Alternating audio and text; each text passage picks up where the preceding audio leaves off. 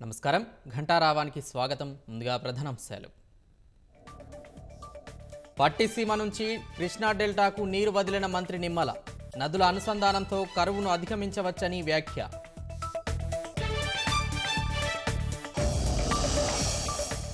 తిరువూరులోని ఓ rice మిల్లులో అక్రమ ration బియ్యం 20 టన్నుల నిల్వలు స్వాధీనం.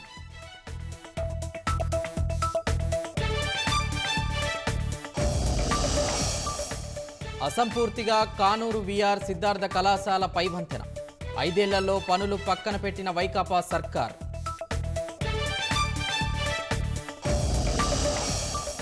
హాత్రాస్ ఘటనలో 121కి చేరిన మృతుల సంఖ్య. నిర్వాహకుల నిర్లక్ష్యమే కారణమని ఆరోపణలు.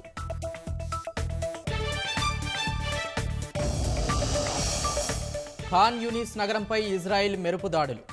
9 మంది మృతి, 50 మందికి పైగా గాయాలు.